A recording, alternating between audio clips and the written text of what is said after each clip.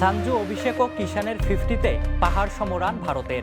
Final জিততে হলে এখন প্রায় অসম্ভবকেই সম্ভব করতে হবে নিউজিল্যান্ডকে। ফাইনালের টসে জিতে আগে বোলিং নেওয়া নিউজিল্যান্ডের সিদ্ধান্তকে শুরুতেই প্রশ্নের মুখে ফেলেছেন ভারতের দুই ওপেনার সঞ্জু স্যামসন ও অভিষেক শর্মা। তাদের ঝড়ো ব্যাটিংয়ে পাওয়ার প্লের 6 ওভারেই 92 রান তোলে ভারত। প্রথম 2 ওভারে 12 রান তুললেও তৃতীয় ও চতুর্থ ওভারেই খোলস ছেড়ে বেরিয়ে আসে এই দুই ব্যাটার। 4 ওভারেই ভারতের স্কোর পৌঁছে যায় 50 রানে। তৃতীয় ও চতুর্থ ওভার থেকে আসে যথাক্রমে 15 ও 24 রান।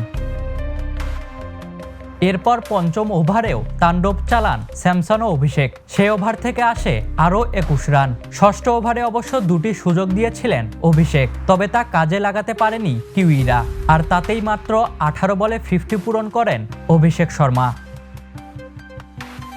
অষ্টম ওভারে এসে প্রথম উইকেটের দেখা পায় নিউজিল্যান্ড। কট বিহাইন্ড হয়ে 52 রান করে ফেরেন অভিষেক শর্মা। এতে 98 রানে ভাঙে ভারতের ওপেনিং জুটি। এরপর ক্রিজে নেমে দ্রুত রান তুলতে থাকেন ঈশান কিষান। তার আগ্রাসী ব্যাটিংয়ে 10 ওভার শেষে ভারতের সংগ্রহ দাঁড়ায় 127 রান। 11তম ওভারে 50 তুলে নেন সঞ্জু।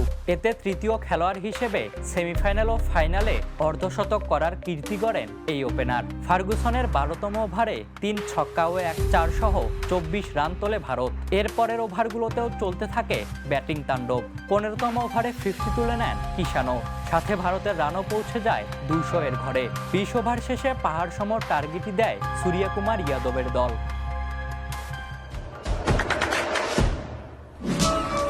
দেশে দেশে সবার সাথে দ্য নিউজ।